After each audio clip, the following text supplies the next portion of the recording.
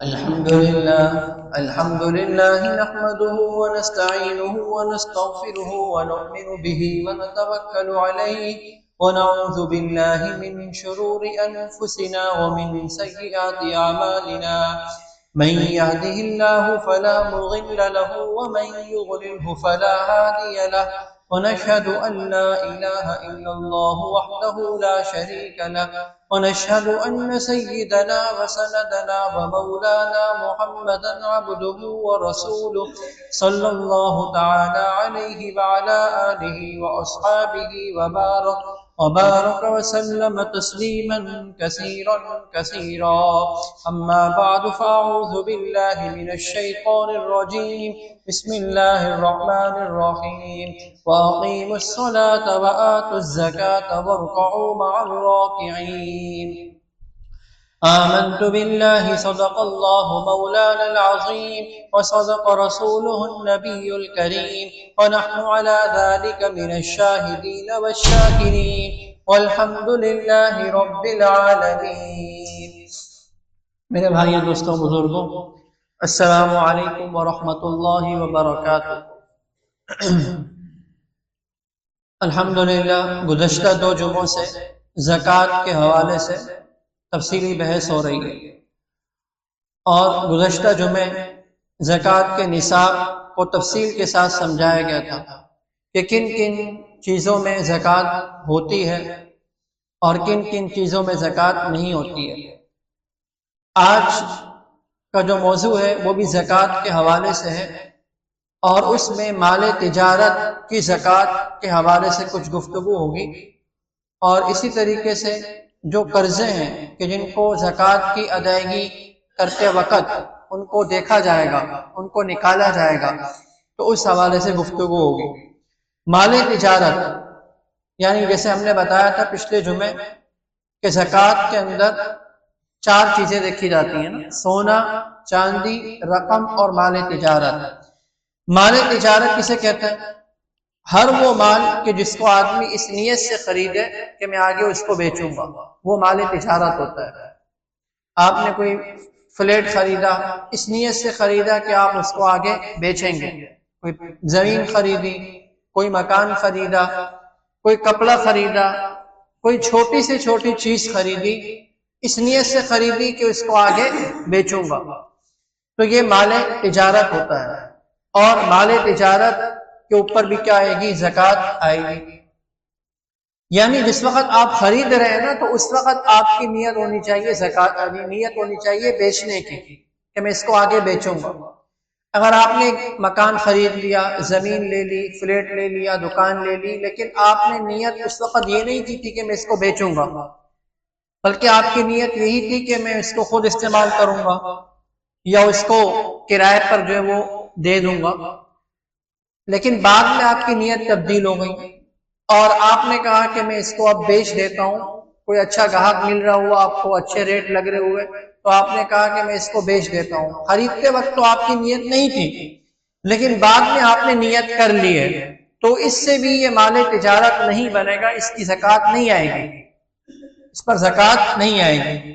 مال تجارت وہ ہے کہ جب خرید رہے ہیں آپ، اس وقت آپ کی نیت یہ ہو کہ میں اس کو آگے بیچوں گا، اور وہ نیت برقرار بھی ہو، وہ نیت باقی بھی ہو. آپ نے خرید تو لی دکان، اس نیت سے خریدی کہ میں اس کو آگے بیچوں گا، خریدنے کے بعد ہفتہ کوئی گزرا یا خریدنے کے بعد آپ کی نیت ہو گئی کہ بھائی میں بیچتا نہیں ہوں بلکہ خود ہی استعمال کروں گا یا اس کو کرائے پر دے دوں گا، تو یہ مال تجارت سے نکل گیا. اب یہ مال تجارت نہیں رہا، لہذا اس کے اوپر زکوٰۃ نہیں آئے گی. تو اچھی طرح سمجھنے کی ضرورت ہے. اب مال تجارت کی اگر ہو تو اس کی زکوٰۃ جو ہوگی نا، وہ قیمت فروخت کے اعتبار سے ہوگی، قیمت فروخت کے اعتبار سے ہوگی، قیمت خرید کے اعتبار سے نہیں ہوگی. آپ نے کوئی پلاٹ لیا ہے 30 لاکھ کا، مثال کے طور پہ آپ نے پلاٹ لے لیا. کوئی مثال کے طور پہ آپ نے دکان خرید لی ہے 40 لاکھ کی، دکان خریدی اور اس نیت سے خریدی ہے کہ میں اس کو آگے بیچوں گا. ٹھیک ہے، آپ نے لے لیے. اب یہ مال تجارت ہے، اب آپ نے اس کی زکوٰۃ نکالنی ہے سال پورا ہونے پر، کہ جس وقت آپ زکوٰۃ دیتے ہیں نا تو اس وقت آپ نے اس کی بھی زکوٰۃ دینی ہوگی۔ تو جس دن آپ نے زکوٰۃ دینی ہوتی ہے، یعنی جس دن آپ کا سال پورا ہو رہا ہوتا ہے، جس دن آپ نے حساب کرنا ہوتا ہے، تو آپ نے اس وقت یہ جو دکان خریدی تھی 40 لاکھ کی، اس کی قیمت فروخت دیکھیں گے، آپ قیمت خرید نہیں دیکھیں گے۔ مثال کے طور پہ آپ جو ہے وہ 4 مہینے بعد زکوٰۃ نکالتے ہیں نا، ابھی 4 مہینے پڑے ہیں آپ کا سال پورا ہونے میں، اب 4 مہینے کے بعد اگر اس دکان کی مالیت کم ہو گئی ہے یا اس دکان کی مالیت بڑھ گئی ہے، آپ نے تو خریدی تھی 40 لاکھ کی، لیکن اس کی مالیت ہو گئی ہے 50 لاکھ، تو پھر 50 لاکھ کے اعتبار سے زکوٰۃ ہوگی۔ یہ اس کی مالیت ہو گئی ہے کم، یعنی 30 لاکھ ہو گئی، آپ نے خریدی تھی 40 لاکھ کی، لیکن مالیت اس کی بن گئی ہے 30 لاکھ، تو 30 لاکھ کے اعتبار سے کیا ہوگی؟ زکوٰۃ آپ کو دینی پڑے گی 2.5%۔ 30 لاکھ کا مطلب کیا ہوا؟ یعنی 1 لاکھ میں 2,500، حساب کرتے چلے جائیں، تو اس اعتبار سے کیا ہوگی؟ زکوٰۃ دینی پڑے گی۔ تو قیمت خرید کا اعتبار نہیں ہوتا، قیمت فروخت کا اعتبار ہوتا ہے کہ مال تجارت کو جب فروخت کریں گے تو کتنے کی بکے گی وہ چیز، وہ زمین، دکان، پلاٹ، فلیٹ کتنے کا بکے گا۔ قیمت خرید کو دیکھا جاتا ہے، قیمت فروخت کو دیکھا جاتا ہے، قیمت خرید کو دیکھا نہیں جاتا، یعنی آپ کتنے کی اس کو بیچیں گے، اس کا مارکیٹ ریٹ کیا چل رہا ہے، تو اسی اعتبار سے کیا ہوگی؟ زکوٰۃ دینی پڑے گی۔ اب جو چیز تھوک کے اعتبار سے بیچی جاتی ہے نا، تو اس کی پھر تھوک کے اعتبار سے قیمت خرید لگائی جائے گی۔ اگر کوئی چیز ایسی تھوک کے اعتبار سے نہیں بیچی جاتی، مثال کے طور پر پرچون کی دکان ہوتی ہے نا، اس میں ہر قسم کی چیزیں ہوتی ہیں، ٹافیاں بھی ہیں، بسکٹ بھی ہیں، اور ہر قسم کی چیزیں ہوتی ہیں کھانے پینے کی، مختلف قسم کی دوسری چیزیں بھی ہوتی ہیں، تو اس کے اندر کیا ہوگا؟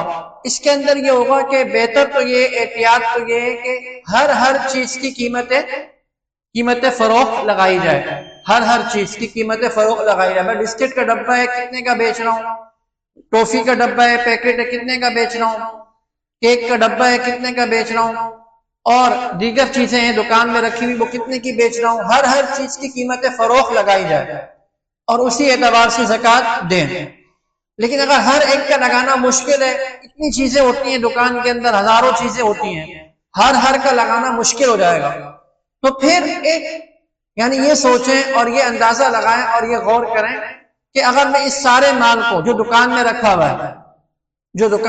ہوا ہے اس کو میں فروخت کر دوں آج کی تاریخ میں، تو یہ کتنے کا بکے گا؟ یعنی کتنے لاکھ کے اندر یہ سارا مال 1 لاکھ میں بک جائے گا، یا 2 لاکھ میں بک جائے گا، یا 3 لاکھ جو اندر جو ہے بک جائے گا۔ یعنی کہ اکٹھی ہر ایک کو الگ الگ لگانا یہ تو احتیاط ہے، لیکن ہر ایک کو الگ الگ لگانا مشکل ہو رہا ہے، تو پھر مکمل سامان کی اکٹھی قیمت لگا لیں اور دیکھ لیں کہ بھائی یہ اگر میں سارا مال بیچوں تو کتنے کا یہ مال میرا بک جائے گا آج کی تاریخ میں۔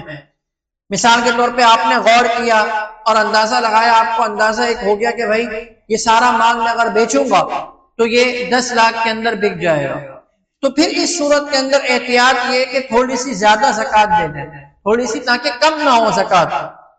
زکوٰۃ کم نہیں ہونی چاہیے، زیادہ ہو جائے تو اچھی بات ہے، کوئی بات نہیں، وہ صدقہ ہو جائے گی آپ کی طرف سے، لیکن کم جو ہے وہ کیا ہے؟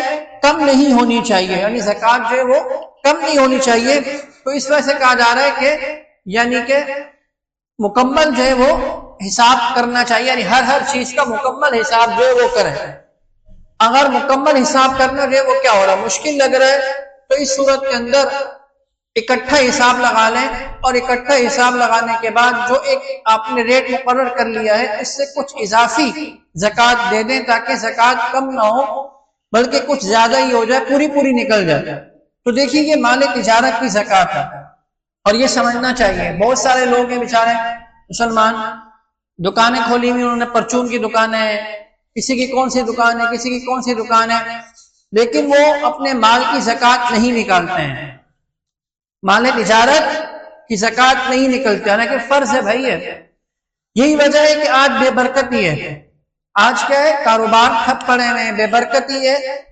کہاں سے آ رہا ہے؟ ایک تو لوٹ مار اور دھوکے بازی وہ تو الگ چل ہی رہی ہے، دوسری یہ جو فرض ہے یعنی زکوٰۃ کی ادائیگی، اس سے کیا اس کے اندر کوتاہی ہو رہی ہے، یعنی اس کے اندر زکوٰۃ کو صحیح طور پہ ادا کرنے کی فکر نہیں ہو رہی ہے۔ کتنے لوگ ایسے ہیں بیچارے کہ جو مال تجارت ہے، دکانیں کھول لیتے ہیں بس، لیکن ان کو پتہ ہی نہیں ہوتا کچھ مسائل کا، اور کچھ پتہ ہی نہیں ہوتا کہ بھائی مجھے اس کی زکوٰۃ بھی دینی ہے۔ بھائی یہ جو میں نے دکان کھول لی ہے، چل بھی رہی ہے ٹھیک ٹھاک زبردست، لیکن سالانہ اس کا کچھ حصہ بھی ہے جو مجھے اللہ تعالیٰ کے راستے کے اندر کیا ہوگا، غریبوں مسکینوں کا جو حق ہے وہ دینا ہوگا۔ اگر میں نہیں دوں گا تو پھر میرے مال کے اندر برکت نہیں ہوگی۔ یاد رکھیے، جیسے میں نے شروع میں یہ بات کہی تھی کہ یہ جو زکوٰۃ ہوتی ہے یہ مال کا میل کچیل ہوا کرتی ہے، جب تک میل کچیل کو صاف نہ کیا جائے وہ چیز صاف نہیں رہتی ہے۔ تو اسی طریقے سے اگر مال میں سے زکوٰۃ کو نہیں نکالیں گے تو پھر وہ سارا کا سارا مال برباد ہو جائے گا، اس مال کے اندر بے برکتی ہو جائے گی، اس مال کا جو صحیح مصرف تھا اور صحیح استعمال کرنے کی پوزیشن تھی پھر وہ نہیں رہے گی، کبھی بیماریوں میں لگ جائے گا، کبھی ایکسیڈنٹ میں لگ جائے گا، کبھی کسی اور چیز میں لگ جائے گا، تو پھر ان چیزوں کے اندر وہ مال لگ جاتا ہے، اس مال کے اندر برکت نہیں ہوتی ہے۔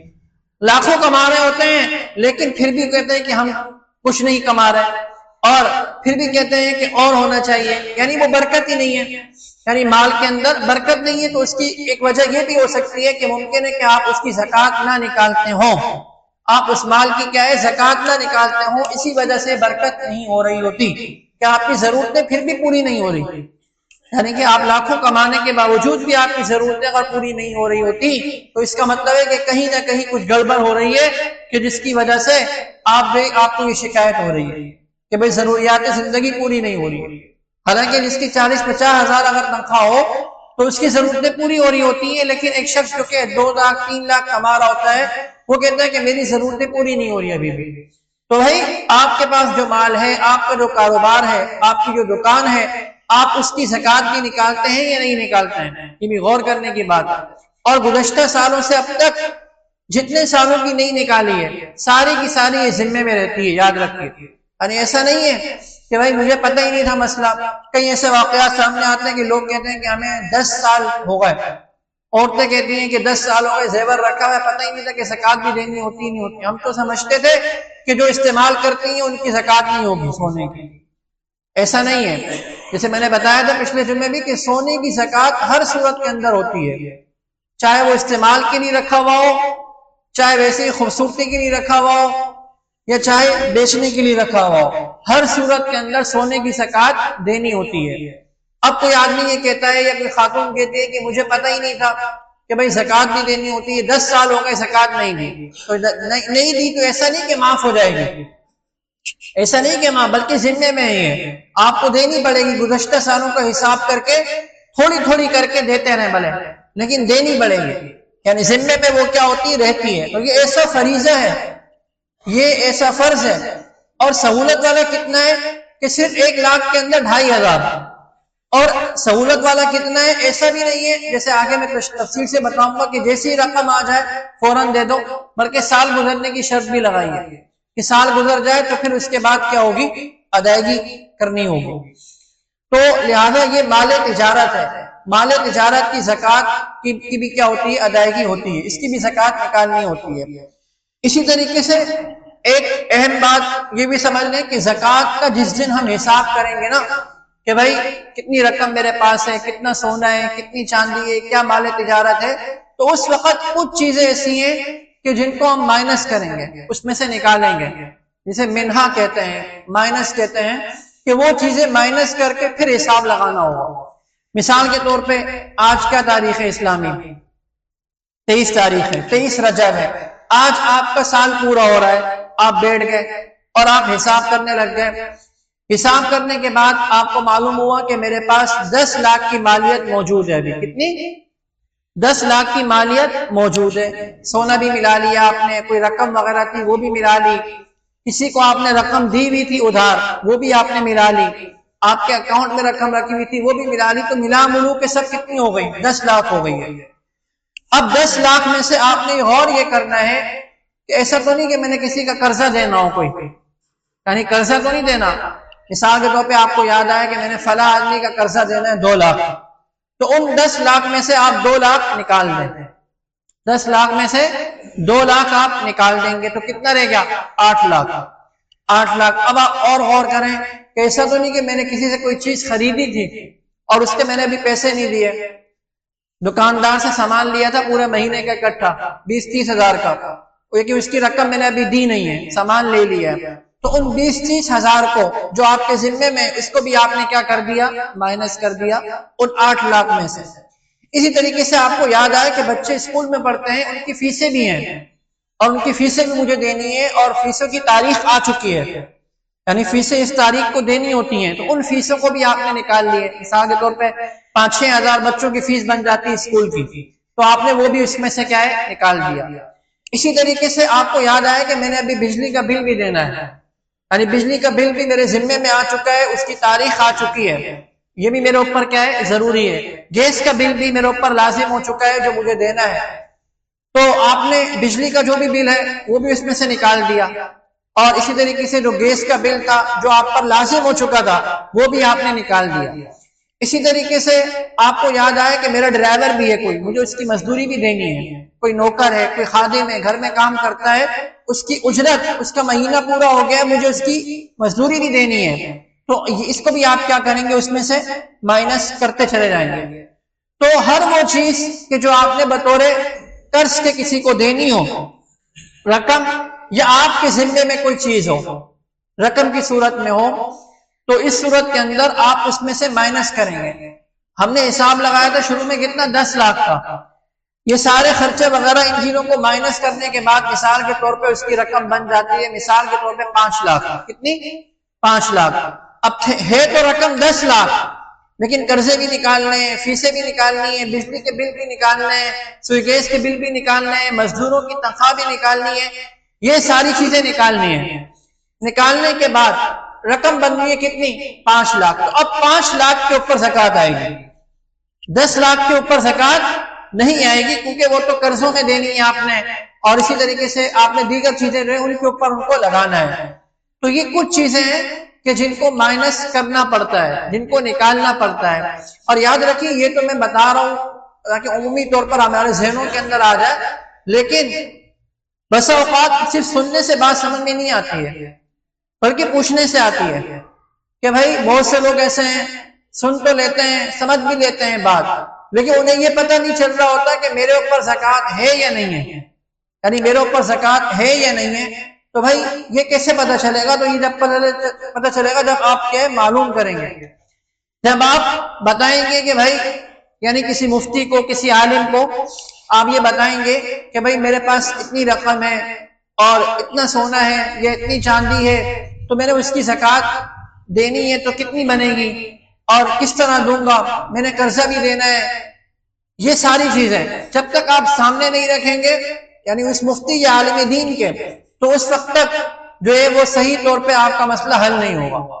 ایک تو یہ کہ آپ کو پتہ ہے کہ مجھے بھائی زکوٰۃ دینی ہے اور میرے اوپر زکوٰۃ فرض ہے، لیکن کچھ لوگ ایسے ہوتے ہیں کہ جن کو پتہ ہی نہیں ہوتا کہ بھائی میرے اوپر زکوٰۃ ہے بھی یا نہیں ہے. تو ان کے لیے ضروری ہے کہ وہ پوچھیں، یعنی یہ کوئی عذر نہیں ہے کہ مجھے پتہ ہی نہیں تھا. بہت سے لوگ کہتے ہیں نا کہ ہمیں پتہ ہی نہیں تھا کہ زکوٰۃ اس کی بھی دینی ہوتی ہے، اس کے ہمیں پتہ ہی نہیں تھا. تو بھائی پتہ نہ ہونا یہ شریعت میں عذر نہیں ہے، یہ شریعت کے اندر عذر نہیں ہے، کیونکہ دین کی فضا عام ہے، دینی مدارس عام ہیں، علماء عام ہیں اور مدارس عام ہیں، مسئلہ بتانے والے عام ہیں. تو لہذا یہ کہنا ہے کہ مجھے پتہ ہی نہیں تھا، ایسا کیا ہے عذر شریعت کے اندر قابل معتبر نہیں ہے، معتبر نہیں ہے ایسا عذر. بلکہ نہیں پتہ تو شریعت کہتی ہے کہ پوچھو، معلوم کرو، اور معلوم کر کے پھر اس کے بعد اس کے مطابق عمل کرو صحیح، تاکہ آپ کی زکوٰۃ جو ہے وہ نکل سکے.